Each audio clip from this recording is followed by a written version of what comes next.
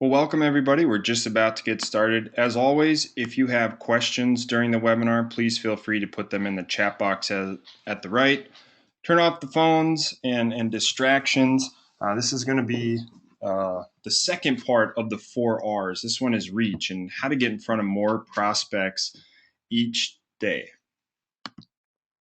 And so the next 30 minutes or so, we're going to talk about if your customers are reachable through the 3 drivers of change, how to reach more prospects, and some of the common mistakes and mindset errors that I see that a lot of businesses have. So again, going back to the 4 R's, we've kind of done an overview and we talked about reputation and the importance of it last week. So today we're going to move up the pyramid and talk about the second R, the reach. Now remember this though. It's very easy, and this is probably the biggest mistake I see business owners making is they put the cart before the horse when it comes to a lot of this. And the whole point of these 4 R's is so that you build a foundation and work your way through. And I was just in a meeting this morning where we talked a lot about establishing a strong, unique selling proposition and making sure it's relevant to the target market before you do anything. Okay, that's the number one step of branding is what makes you unique? Why should someone buy from you? But the second part of that a lot of people forget is that relevant to your target market? Is that what they care about? A lot of people say, hey, we do this, that, and the next thing, but a lot of people in their target market might not care. So I encourage you to ask some of your trusted customers, what's your biggest frustration when it comes to our industry? What's your biggest complaint? What do you wish our industry did? So say the industry, not your actual company name, because they'll just sugarcoat it if you say, our company, but find out, what do you wish we did more of or less of, or what would be convenient, that sort of thing. And find some of those spots where you can build a unique selling proposition and making sure it's very relevant. Second part of that, make sure you've got a good website with solid content and you've got that reputation established as well. Okay, because these are all very foundational elements, but you've got to get these done because if you don't have any of this, you have a bad website, you don't have a reputation, you can definitely be successful. A lot of businesses are successful without it, but it'll reduce the effectiveness of everything we're talking about reach and getting in front of more prospects. So start with the foundation, lay that foundation, and then you want to move on to reach. So this is a question you've got to start with when talking about reach is what are you doing to ensure that more people know about you today than yesterday? And if you can't clearly say we're doing A, B, C, and D, and this is how effective it is, then you've got to really reevaluate this part of your business.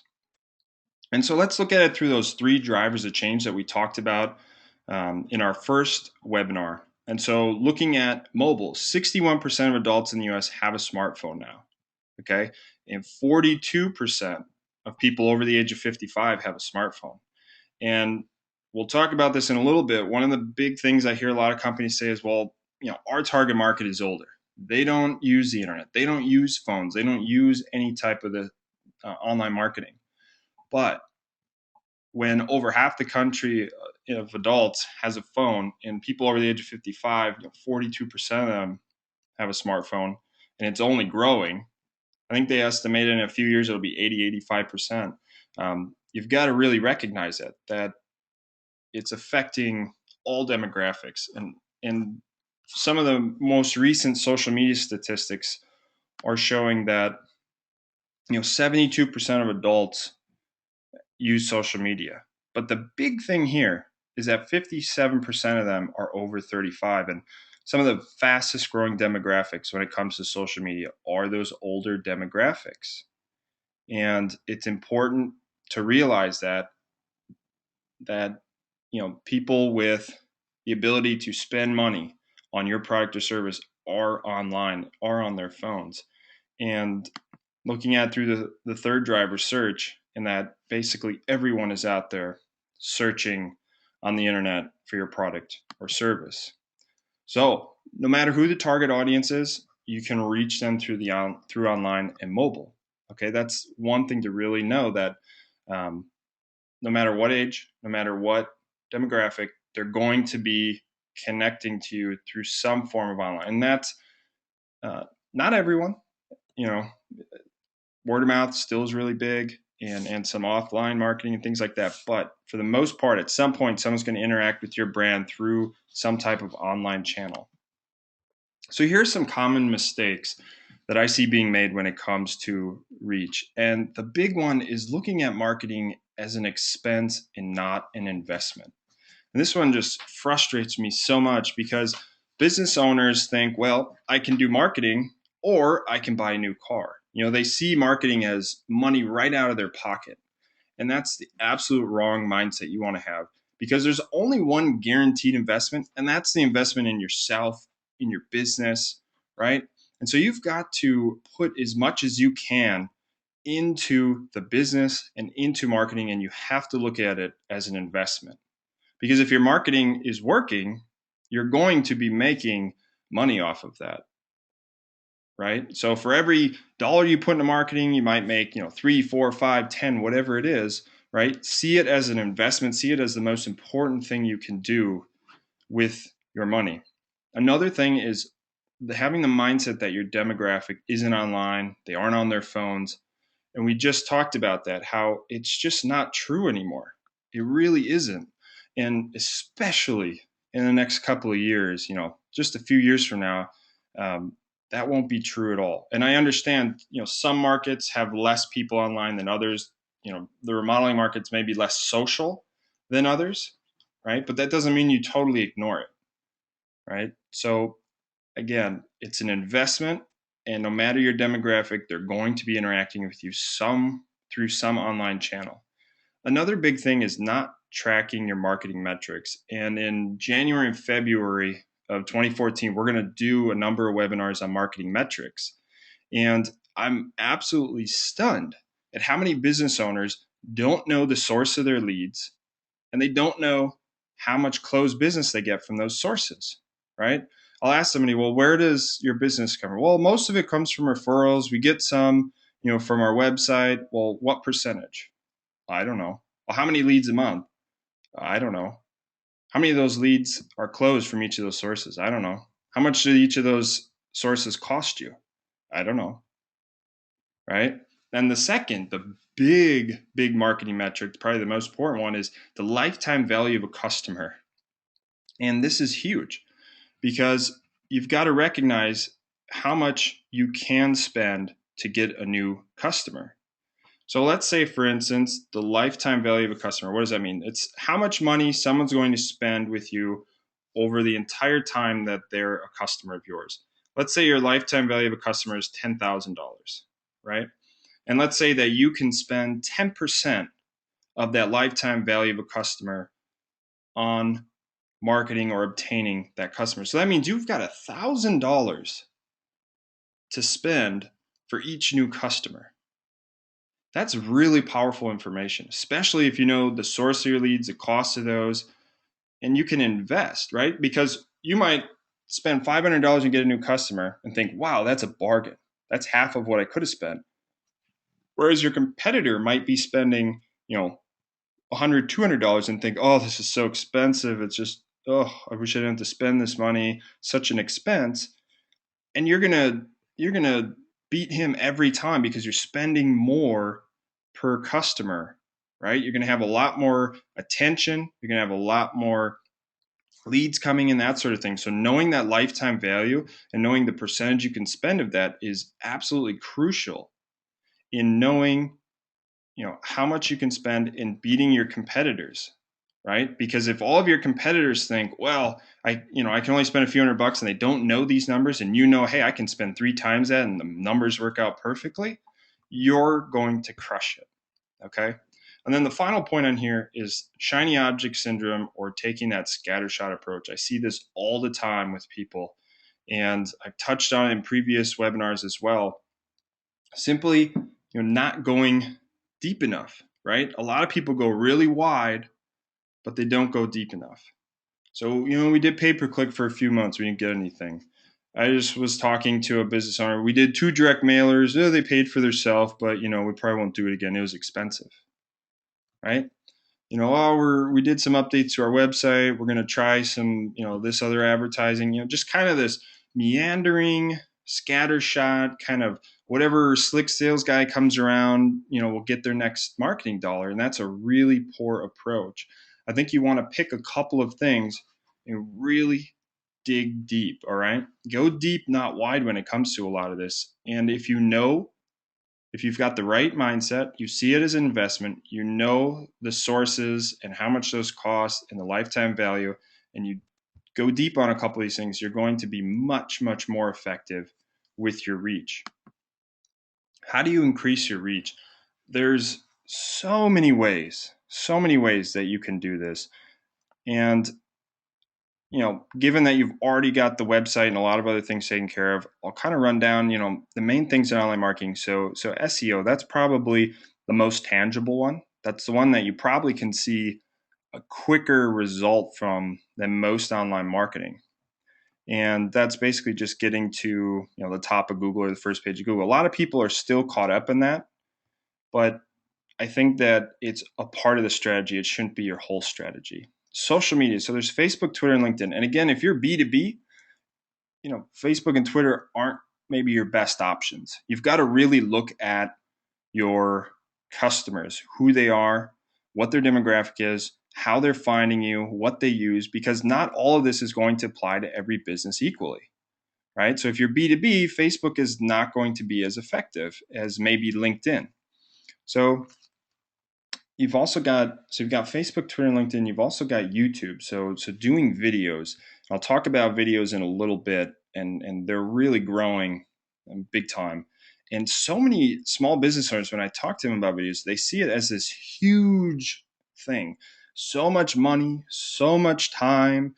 And I had one person tell me, I said, no one's doing this in your market. There's no videos in your market. And they said the reason is because, no one has time. And it's like, well, if you made time, you'd be that much more effective.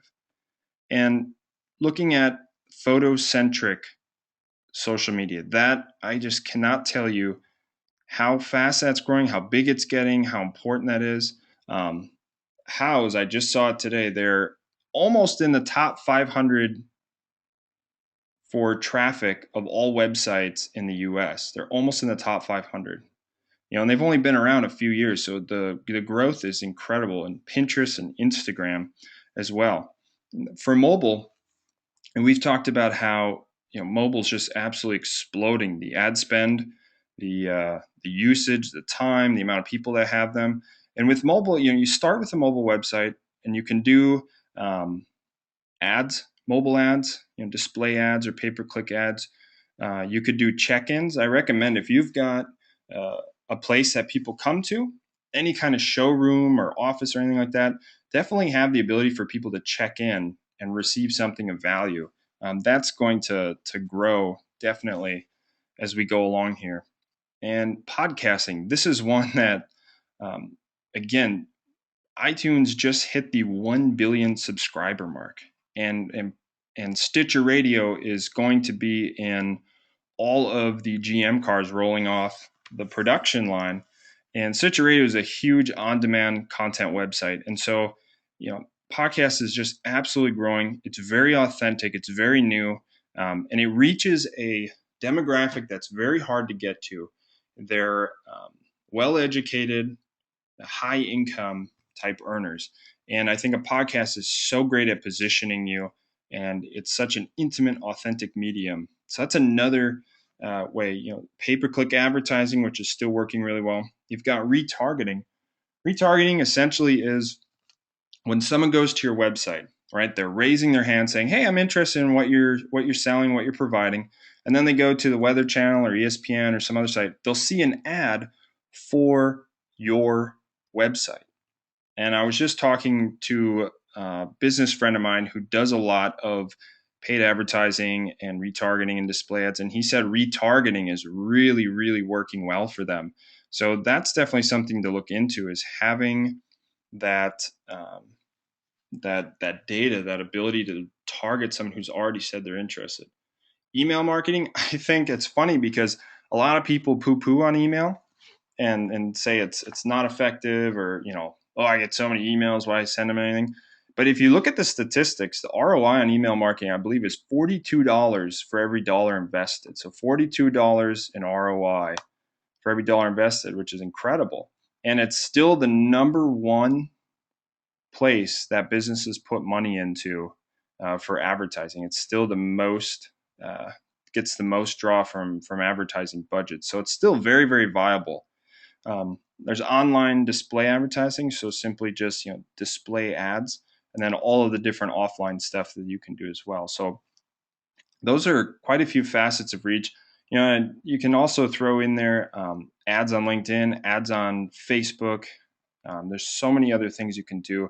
But again, you've got to know your audience and who they are and where they go before you really want to invest in a lot of this stuff. And the interesting thing with Facebook is that they've announced that a couple of changes to their privacy policy where you can, when you do a graph search, you can no longer hide your profile from that graph search. So when someone looks up when they do a search on the graph search on Facebook for, let's say, people who recommend a plumber or people who have checked into, the flooring showroom or whatever, they're going to show up in the graph search no matter what, right? And the other part of that is now companies can do sponsored stories where you can take someone who left a review or a comment and you can turn that into a sponsored story, and that's going to show up on all their friends' profiles. So it's really powerful stuff. And I'll tell you, it's interesting because I'll go off on a little tangent here.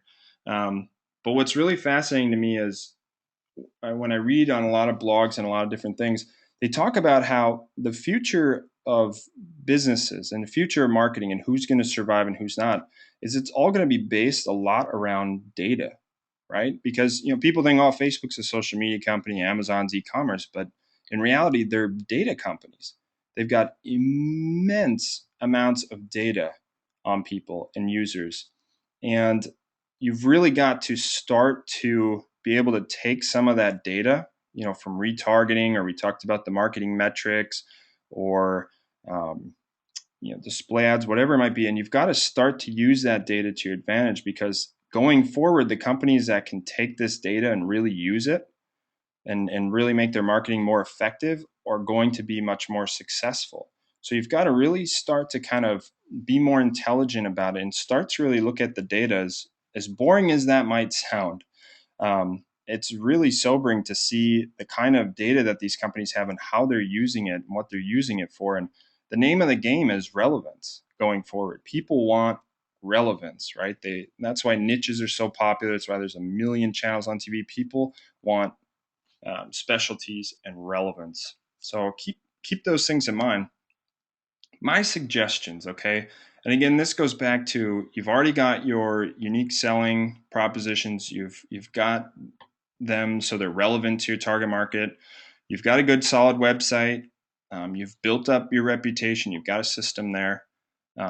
What I would recommend then is at least doing the minimum SEO. And the minimum SEO is just having your local directories claimed and cleaned up. So, Google, Yahoo, and Bing. And then there's Yelp, City Search, Kudzu, Super Pages, Yellow Pages. There's a whole bunch of them. You can do a Google search on them if you want to find a list, but get those claimed, get all the information in there correct. And then I would have some sort of continuing content on your site. As lame as it sounds, start a blog in almost 2014. I think that the way Google's going with them wanting quality content, I think having some kind of active blog or active content going out there is really important. And also optimizing the metadata. And I don't want to go down this whole SEO wormhole, but when you do a search in Google, you'll see the blue titles, and then you'll see the little paragraph of text under each result. And you want to make sure that you've got those cleaned up so that you've got like your main keywords in them. And also make sure you've got your keywords throughout your website as well. So at least do the minimum SEO so that you're not buried 10 pages deep, because it's still very, very viable. Everyone still searches. It's really important. And especially if you've got all of those things we already talked about with reputation, everything else set, and then you put SEO on top of that, it's going to be much, much more effective. Another thing I would recommend, especially in this market, is concentrating on photocentric social media. And how's Pinterest, Instagram, um, and really, looking at photos in terms of an investment and not a cost. I'm absolutely shocked, still just shocked at how many people do not take professional photos. I met with a business just the other day. They have a great showroom, very successful business. I looked at their brochure and I could instantly tell that all of the pictures were taken with like a little handheld camera or a cell phone. And the brochure was, this beautiful glossy brochure with great content, text, and layout. And then they had these, lame photos, and it looked so incongruent. And it was just unbelievable to me that they wouldn't invest to at least have someone go on Photoshop and brighten them up and enhance the colors or anything. So that's just a huge thing, is really investing in photographs and photocentric social media. That's where I would kind of move to next once you've got that foundation laid. I'd also consider video. Video can be a lot. It can be time consuming. It's something that you want to be consistent with, and it can open up a whole can of worms. But the reason I bring it up is because you guys know the marketing philosophy here is, I don't care where the puck is, like Wayne Gretzky says, I care where it's going to be. So where is marketing going to be? And you're seeing that it's going to be with photocentric social media. It's going to be with video. Video is going to be, I think, 2/3 of all internet traffic in just a year or two, especially mobile video. And again, if no one in your market is doing anything with video, it's then a blue ocean space. And granted, it's not right for everybody, and you may not have the time or the investment or anything. But if you can come up with a good strategy for video, I would highly recommend it. It's just more content, it's more exposure, it's more juice, it's another medium to put yourself out there. And again, if you want to be out ahead of the competition, I think that video is a great place to invest. And this doesn't mean go out and spend thousands and thousands on huge productions and all this. I'm thinking, do an Ask the Expert, with just a smartphone camera, doing top 10 this, top 10 that, biggest mistakes, whatever kind of topical things you can come up with, and try and do a video a month or something. Just keep it consistent but basic, and I think you'll see some good results with that. Another suggestion would be to test out mobile ads or display ads, pay per click, retargeting ads. I'd recommend just kind of in 2014 is checking out some of those Facebook ads. Try some sponsored posts, do some retargeting, just see what happens with it. Because I think a lot of people, when it comes to kind of the online paid ads, just take this, brute force approach with it. And they work with these really big companies and they just dump all this money into it and they pay these astronomical prices per click. And I think if you can be really smart about it and strategic about it and really test it, and this, again, it goes back to knowing your numbers, right? Because if you don't know what the lifetime value of a customer is, then you don't know how much you can spend on ads or on video to get a customer, right?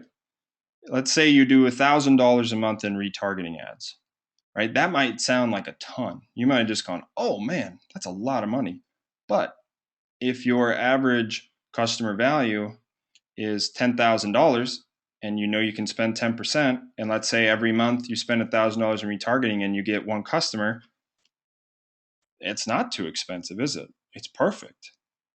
And if your competitor thinks that's too expensive, that's awesome because you're going to kick his butt.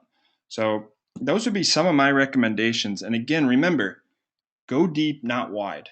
Okay? Establish your base, pick a few things, go deep with them and not wide, and really know where your market's going to be at. So most importantly, create a predictable and reliable system for reaching new prospects, and stick to it and track it for effectiveness. That alone will just make such a difference. Okay, so many people don't create a system, they don't track the effectiveness, they give up way too early. It's not failure, it's feedback, right? So if you do a direct mailer or you do, a bunch of emails or whatever it might be, and you think, oh, it failed, right? Well, maybe it's just feedback. Maybe the copy wasn't right. Maybe it was the wrong targeted people. Maybe it was the wrong time of year, whatever it might be. Maybe you just needed a couple more touches and you would have gotten them to convert more. So don't just throw things away after a few tries. It's feedback, not failure. So figure out, maybe you need to adjust some things and try it again, because pretty much every type of marketing will work if you do it properly and you track it. Next thing, we talked about this before, avoid shiny object syndrome and that scattershot approach. It's just unbelievable to me how many businesses that I've talked to. I just talked to one um, the other day where they did a little TV, they've done a little radio, they've done a little yellow pages. I mean, they've literally tried like 10 different kinds of marketing in the last year. And I know why they're jaded. I mean, you probably know why they're jaded, because they haven't stuck with anything long enough to get enough data to be able to figure out the effectiveness. And then again, make sure you've got the quality website, your reputation, you know what makes you unique, it's relevant to your customer. Get that foundation established first, because it'll make everything else much more effective. So the big takeaway, your audience is active online and they're on their phones. Okay, no matter the demographic, they're finding you somehow, some way through these online channels. If you're not reaching them through the drivers of change and the different aspects that we talk about, your competitors are. And you've got to know your numbers. And again, I really encourage you. I'm really excited. I know it may sound boring or nerdy, but when we get into 2014, we're going to go over marketing metrics and kind of go deeper into some of these methods of reach. We'll go deeper into hows and email and stuff like that. So definitely let me know if there's a topic that you guys want to um, have me talk about or present about. Certainly let me know. Maybe a specific website, maybe it's just anything that you can think of that you would like more advice on. And so let me know if you guys have any questions. Got a number of people here. Um, Let me know if you've got any questions right now. We're right at about 12:30. If not, I hope you all have a great Thanksgiving. I thank you all for being on the webinar, being on a part of the Remodelers Academy, and we're going to keep doing these every Wednesday. Now, next week, I will be up in Minnesota speaking at a convention up there to 130 business owners about a lot of the stuff that I'm talking to you about now. The 4Rs, some conversion stuff, some branding stuff, which we'll go into in 2014. We'll talk about branding. We'll talk about website conversions. I think you're going to find this stuff really fascinating. So next week's webinar is actually going to be on Thursday of next week, so the 5th of December. And we're going to be talking about reselling, right? So getting the most out of each transaction, how to get customers to come back to you, and that sort of thing. So I really appreciate you guys being on the call. Remember, go check out the remodelersacademy.com. We'll get the replay out to you. We'll get it up on YouTube. And you can always, send me your questions, your feedback. Would love to hear from you. And as always, the podcast built from the ground up. You can find it on iTunes. So everyone have a happy Thanksgiving, and I will talk to you all next week.